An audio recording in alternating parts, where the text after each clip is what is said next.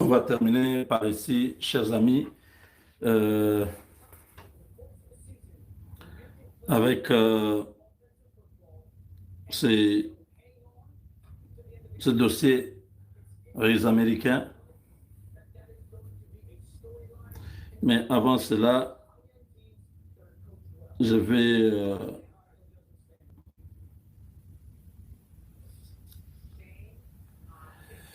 je vais vous dire que le dossier est très grave. Ce dossier de Pay Service est un dossier à prendre très au sérieux par les autorités congolaises. Nous ne voulons pas de problème avec les Américains, surtout que nous sommes dans les bons avec eux maintenant à travers les partenariats stratégiques qui a été signé. Vous savez qu'il y a beaucoup de pays maintenant qui ne peuvent pas avoir les visas pour les États-Unis. Hein. Donald Trump a mis en quarantaine beaucoup de pays. Nous ne sommes pas concernés et nous ne voulons pas que nous soyons là-dedans. Il y a les ministères du portefeuille qui avaient réagi à ces dossiers de Pay Service. Euh,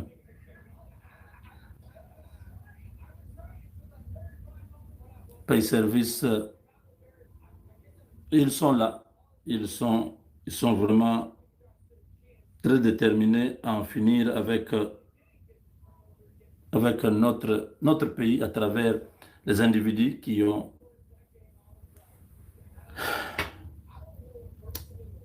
se sont mal comportés. Donc,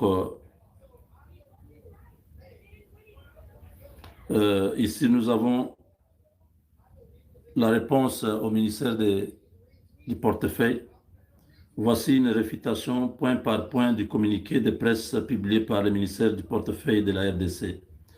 Avant d'aborder le point soulevé, il est important de noter qu'aucun des contrats ni aucun des documents signés avec la RDC ne mentionne l'obligation pour Pay Service de détenir une licence bancaire, puisque l'ensemble des activités menées à ce jour sont purement technologiques. Aucun document signé ne mentionne la fourniture de services bancaires par Pay Service dans le cadre du projet.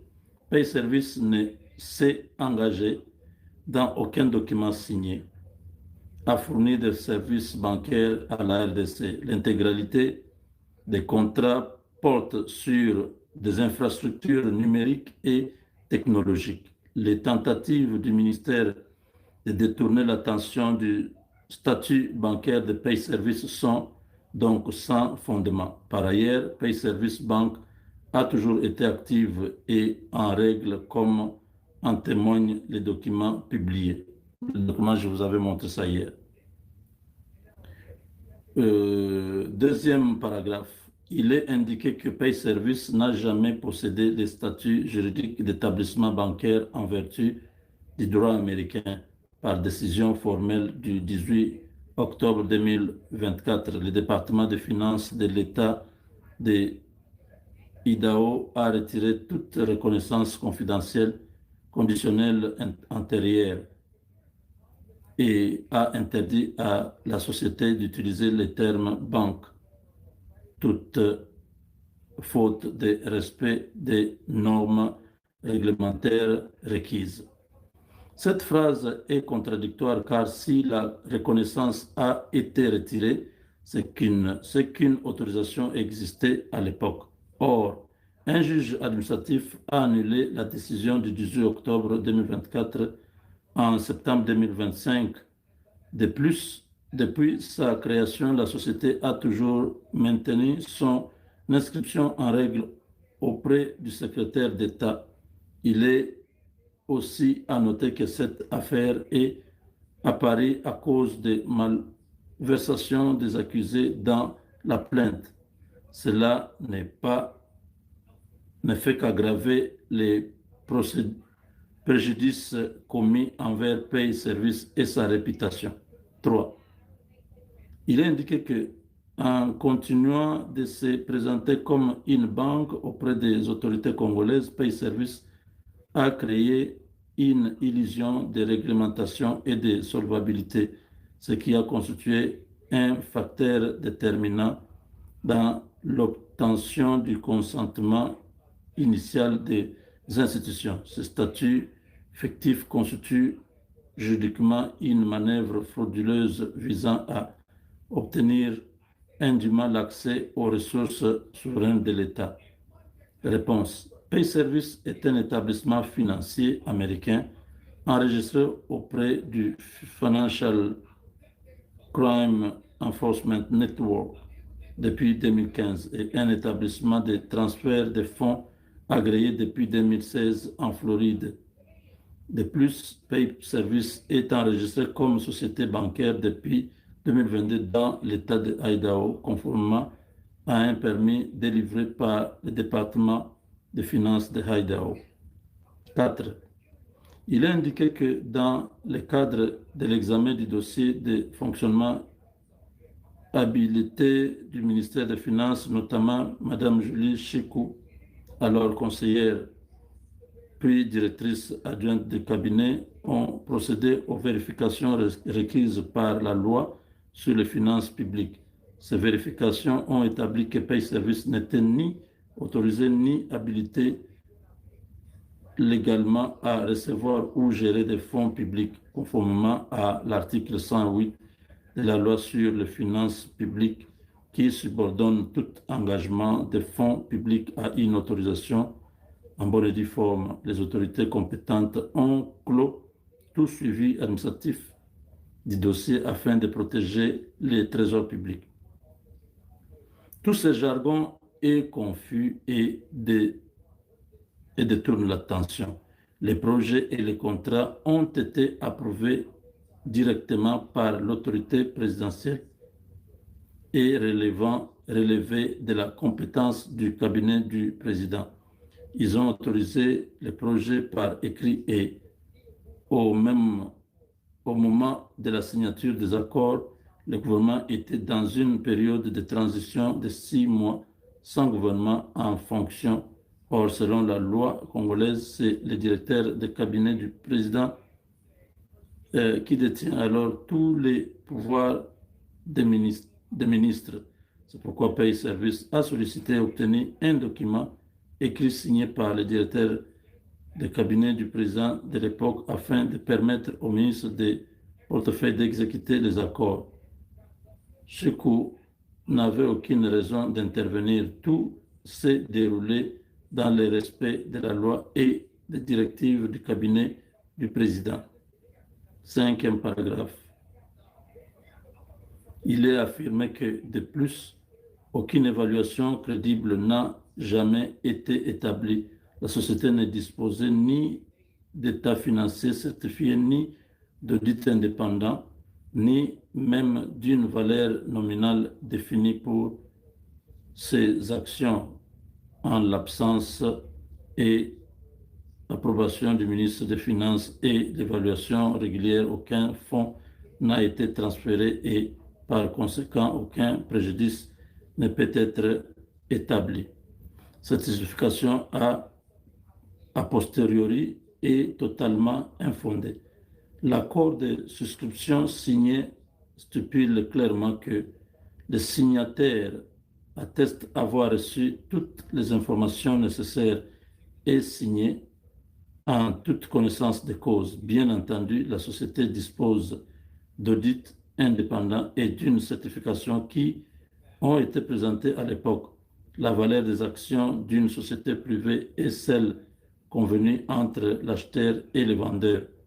Au Congo, en l'absence de gouvernement, seule l'approbation du directeur du cabinet du président est requise pour tout transfert de fonds. Par ailleurs, le cabinet du président dispose de son propre budget, distinct de celui de l'État en RDC. Le ministre du Budget a d'ailleurs indiqué il y a quelques temps que le cabinet du président avait perçu près d'1 milliard de dollars américains l'an précédent, alors que l'autorisation ne portait que sur la moitié.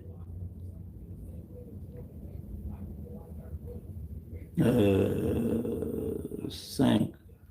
Il affirme que les allégations concernant des prétendus investissements de 72 millions de dollars sont dénués de tout fondement juridique, budgétaire ou comptable et ne correspondent à aucun engagement ni décaissement effectif de la part de Pay Service. De même, les allégations relatives à un prétendu contrat signé entre PCES, Akiba et Cadeco sont inexistants. Les communications internes de la BCC attestent à la fois de l'investissement et du préjudice. PCES Akiba travaille avec Cadeco. Pay Service possède même des photos d'employés travaillant sur ces logiciels prises récemment, alors que PCES Akiba a écrit à Pay Service en octobre 2025 pour les assurer de l'arrêt de cette collaboration. C'est un mensonge. Donc, mes chers amis, vraiment ce dossier est très grave. J'ai parcouru beaucoup. Ça, c'est juste une petite partie des réponses. C'est trop long. Je ne peux pas aller au-delà parce que je dois parler du dossier sur les Russes. Moi, ce que je conseillerais au gouvernement congolais, surtout à toutes ces personnes qui sont citées, c'est de chercher comment entrer en contact avec nous. Nous pouvons désamorcer ces dossiers et trouver un compromis. Nous sommes américains, ils sont américains, nous sommes congolais, vous êtes congolais, nous pouvons nous mettre au milieu et essayer de trouver un compromis. Parce qu'ils sont en contact avec nous, moi et Kalonji, avec d'autres Congolais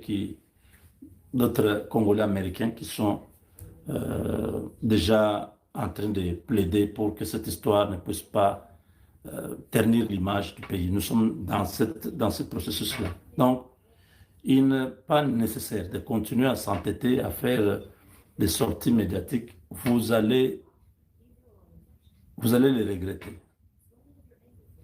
Je dis très bien, vous ne maîtrisez pas la loi américaine, vous ne connaissez pas comment les choses fonctionnent ici. Vous êtes déjà induit en erreur en disant que cette société n'existait pas. Ici, il s'agit seulement d'avoir un IAN number et un numéro d'impôt pour être une société aux États-Unis. Deux choses.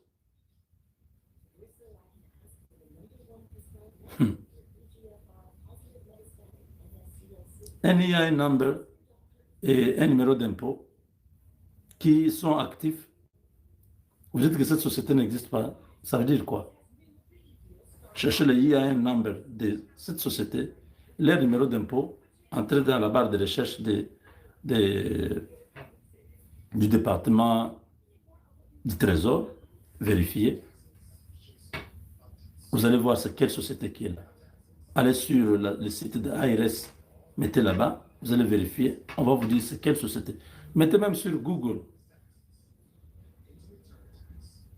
Si vous n'avez pas ces informations, vous ne pouvez pas directement dire que la société n'existe pas.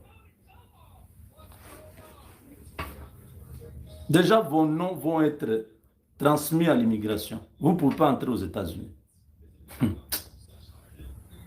Prenez des choses généralement. Il y a beaucoup de pays au monde. Si on ne part pas aux États-Unis, ça va faire quoi? Ok. Bon, nous, on a dit quoi? Ça ne fera rien. Mais vous n'entrerez pas aux États-Unis. Vous comprenez un peu, n'est-ce pas? Allez à Bruxelles. Allez au Canada. Vous mettez vos pieds ici. Surtout vous qui êtes sur la liste là. Nous sommes là. On a parlé, nous avons dit tout ce qu'on a dit, mais on se rend compte que c'est notre pays. Il faut que cette affaire se règle à l'amiable. Et nous pouvons aider à faire cette médiation. Nous restons ouverts. Vous savez comment nous joindre, n'est-ce pas? Parce que tous ces gens qui sont cités là, vous avez mon numéro. tous les ministres, vous avez mon numéro. Mais ici, nous sommes dans un autre cadre. Vous êtes cités. Ce n'est pas nous. On n'était pas là quand vous étiez en train de collaborer avec ces gens-là. Donc, ne nous tenez pas de guerre. Nous, on rapporte ce qui est déjà public. OK?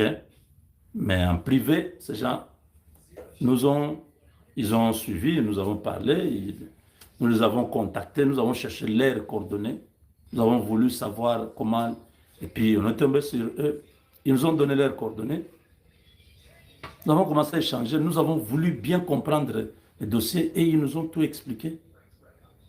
Toute la documentation. Vous êtes en train de faire des rêves là-bas. Venez à la cour.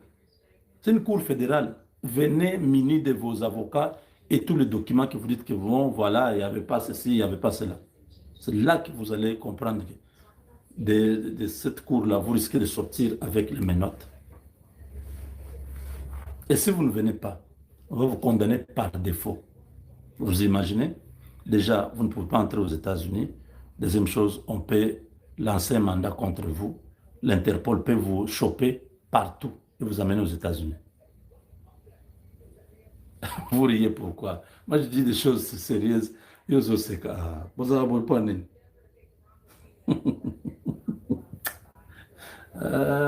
Non, mes frères, quand on parle de choses, nous le disons pour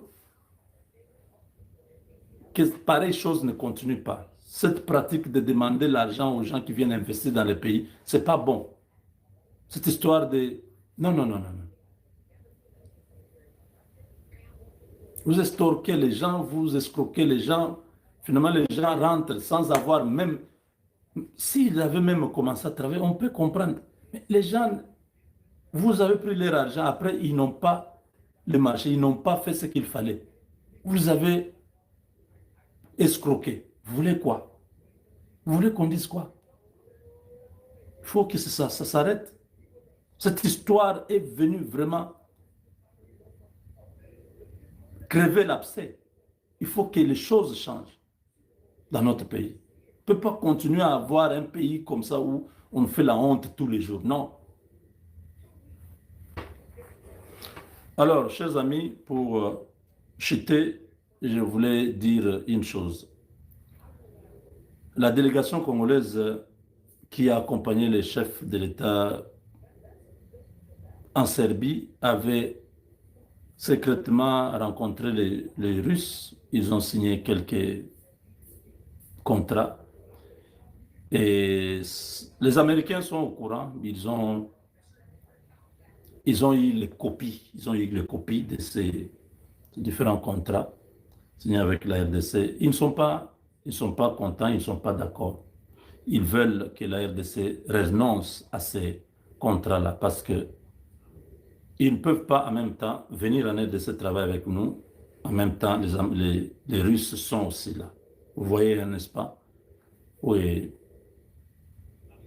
Ils veulent, ils demandent au gouvernement congolais, aux proches du président, ce cabinet du président, ces gens,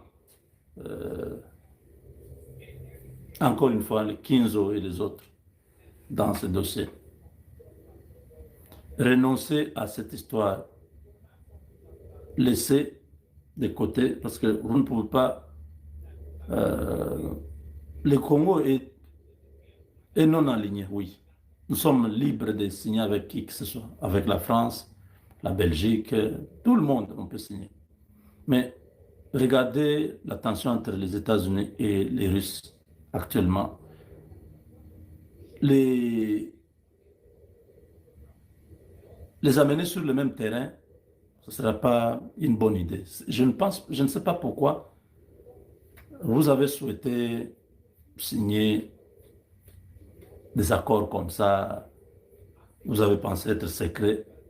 Les Américains sont terribles. Ils ont déjà, même les gens qui viennent signer là, vous ne savez plus si ce sont eux-mêmes. Ils se déguisent en une société d'armement qui est en Russie, qui vont fournir les armes. Or, c'est toujours eux. Vous tombez là-dedans, ils disent, voilà, les gens que nous voulons travailler avec. Regardez. Ils se posent la question pourquoi Moi, j'invite à être en train d'aller à gauche, à droite, en train d'acheter des armes, tout ça, pendant qu'ils sont là. Il suffit que le gouvernement congolais écrive au Pentagone pour dire nous avons besoin d'acheter les armes chez vous. Nous avons besoin de tel type d'armes, tel type d'armes. Moi, j'invite, va au Brésil, va ici, en train. Toutes les armes, tous les pays du monde, là, il n'y a aucun pays qui a les armes que les Américains ont. Pourquoi aller à gauche, à droite, pendant que vous avez un partenariat avec les Américains? Dans le passé, on accepte encore. Mais maintenant, nous avons un partenariat avec les Américains. Engagez-vous avec les Américains. Arrêtez d'aller à gauche, à droite. Ce que vous avez besoin, ils sont prêts, ils sont là. Il y a un général 4 étoiles avec une délégation américaine qui sont à Kinshasa, qui sont arrivés. Ils sont là parce qu'ils veulent de la RDC. Ils veulent que vous puissiez renoncer à ces petits contrats. Ça ne va nous amener nulle part. Les Russes ne vont nous amener nulle part. Travaillons dans ce partenariat total avec les Américains. C'est important. Je préfère vraiment que... Vous pouvez dire non, ce sont des petits partenariats dans l'agriculture, je sais pas, dans les renseignements.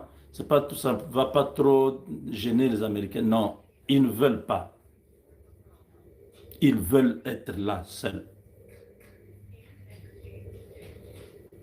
Ils peuvent être là avec les États qui sont alliés, comme les Qatar, hein, les États qui sont alliés aux Américains. Ils peuvent venir avec eux. Mais les États hostiles comme l'Iran, comme la Chine, comme les Russes, ils ne sont pas contents que cela se fasse comme ça. Les Chinois sont déjà sur le terrain, mais les Russes les amener non pour l'agriculture, pour telle chose, pour une coopération militaire, pour la formation de nos pilotes.